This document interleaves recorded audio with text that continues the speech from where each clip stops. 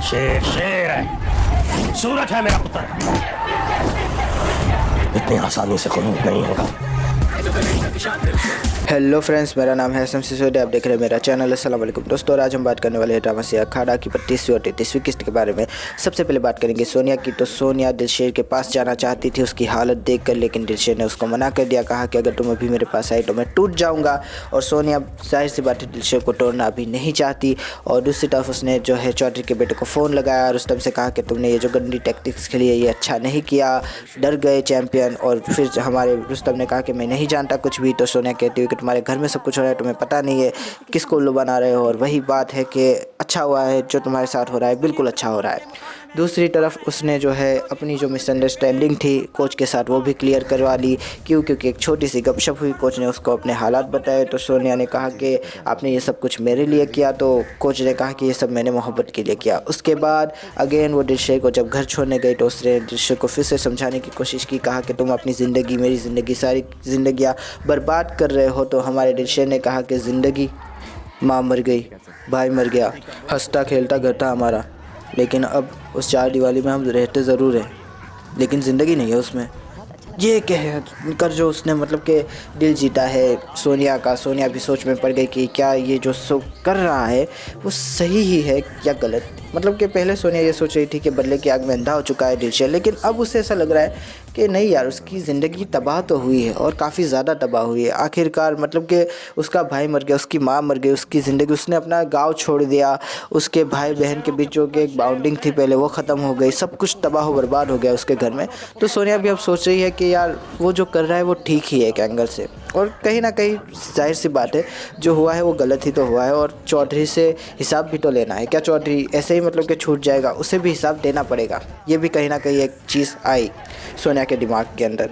दूसरी तरफ हम बात करें कोच की, तो कोच की बात वही है कि शादी के बाद ज़िंदगी कैसे जा रही है। तो वही है कि मेरे सामने एक बहुत बड़ा अच्छा सा टीवी है और मैं उसके ऊपर जो है एक मन पसंदीदा शो देखना चाहता हूँ, लेकिन जो रिमोट है वो बाजू वाले के पास है। बस ऐसी ही ज़िंदगी उसकी गुजर रही है कोच की।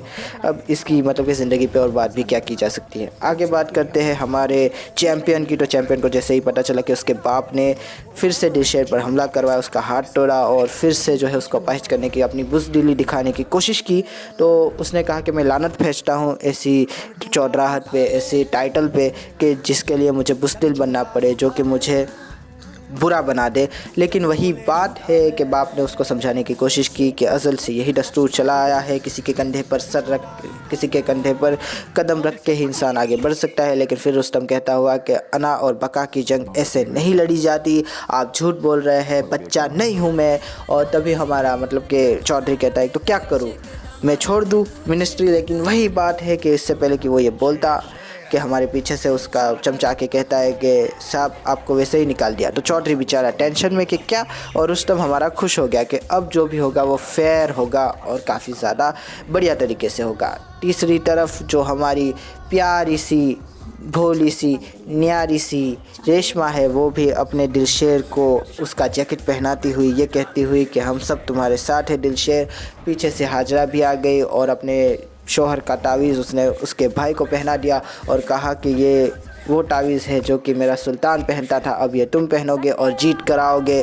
तीसरी तरफ हमारा दिलशेर है। दिलशेर की बात करें तो दिलशेर बिल्कुल तैयार है, वो पीछे हटने के लिए तैयार नहीं है। वो कह रहा है कि ज़िंदगी है तो जी लेंगे, कर लेंगे जो भी करना है, लेकिन उस चौधरी के सामने हार हरगिज़ नहीं मानेंगे और ना ही उस चौधरी के हिसाब से चलेंगे। मुकाबला होगा, कल ही होगा। और काफ़ी ज़्यादा टूटे हुए हाथ के साथ अपना जैकेट पहनने की कोशिश करता हुआ जो दिलशेर दिख रहा था काफ़ी ख़तरनाक। भाभी की आंखों में चमक, बहन की आंखों में उम्मीद और दिलशेर की आंखों में बदले की आग।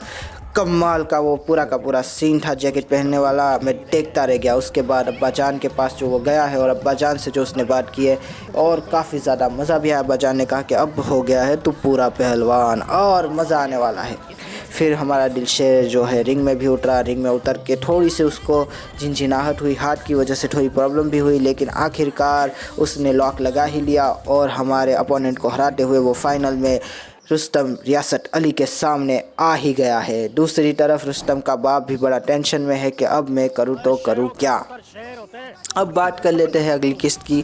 तो अगली किस्त की अगर मैं बात करूं तो काफ़ी ज़्यादा टेंशन ले रहा है हमारा चौधरी। उसने तो मतलब कि सोच ही लिया है कि मेरे बेटे को ये मार ही देगा।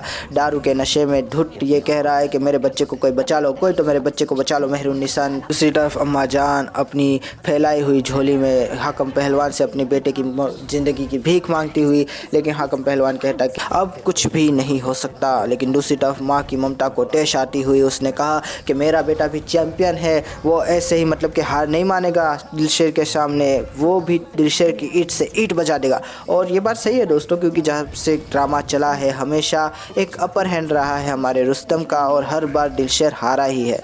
और तीसरी बात ये भी है कि वो एक चैम्पियन है, ऐसे ही तो मतलब नहीं है कि कोई इंसान उसको मारने के लिए रिंग में उतरेगा और वो खुद को मरवाने देगा। हाँ, उसका मोराल डाउन हुआ है बाप की वजह से, बाप की हरकतों की वजह से कहीं ना कहीं उसकी इफ़ेक्ट तो पड़ा है, लेकिन वही बात है कि अभी भी उसको रेशमा तो चाहिए। और दूसरी बात यह है कि अब माँ भी उसको जो है ऐसे ही तो मतलब कि रिंग में जाने नहीं देगी। एक सीन था कि जब हमारे सुल्तान को उसकी माँ ने जो है रिंग में जाने से पहले कहा था कि ऐसे लड़ाई करके दूध हलाल कर दे माँ का। तो यहाँ पर भी एक सीन आएगा अगले एपिसोड्स के अंदर कि जब माँ ये देख रही है कि दिलशेर पीछे नहीं हट रहा, उसका बाप पीछे नहीं हट रहा और उसकी मतलब कि औलाद की जान खतरे में है, तब वो अपनी औलाद के पास जाएगी। और वही एक सीन दोबारा से रिपीट होता हुआ हमें नज़र आएगा कि यहाँ पर ये माँ अपने बेटे से कहेगी कि जा और ऐसे लड़ के माँ का दूध हलाल करे। ऐसा मैं ये तो नहीं कह रहा कि एक्चुअल डायलॉग होगा, लेकिन ऐसा ही कोई डायलॉग वो रुस्तम के साथ करेगी और रुस्तम की कहीं ना कहीं जो मतलब कि उसका मोराल डाउन हुआ है उसको ऊपर लेकर आएगी ज़रूर।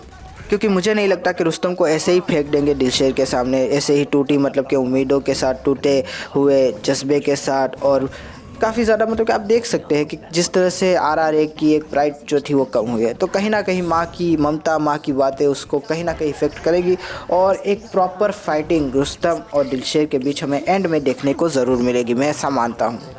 और वही बात है कि रेशमा इन सब चीज़ों को बचाना चाहती है किसी तरह से रुस्तम और दिलशेर के बीच पैचअप करवाना चाहती है, ये दुश्मनी ख़त्म करवाना चाहती है। बार बार रेशमा जो है हमारी सितारा को बार बार दिलशेर के पास भेजे, कह रही है कि दिलशेर को समझाओ बुझाओ, उसे कहो कि ऐसा ना करे। और रेशमा की बात मानते हुए हमारी सितारा भी बार बार दिलशेर के पास जाके उसको समझाने की कोशिश करे कि अगर तुम मरे तो मेरी ज़िंदगी बर्बाद हो जाएगी, और अगर रुस्तम मरा तो तुम्हारी बहन की ज़िंदगी बर्बाद हो जाएगी, सुधर जाओ। लेकिन वही बात है कि क्या हमारा दिलशेर पीछे हटेगा? देखने के लिए हम भी देखेंगे 33वीं किस्त। आशा करता हूँ आपको ये वीडियो पसंद आया होगा। अगर पसंद आया तो लाइक कीजिए, शेयर कीजिए, सब्सक्राइब कीजिए, ज़्यादा पसंद आया तो कमेंट कीजिए दोस्तों। थैंक यू, खुदा हाफिज़, अपना ध्यान रखिएगा। Thank you. मोहब्बत भी कोई होता है क्या? और वो भी एक पहलवान। इश्क दा मारा वे तू इश्क दा मारा।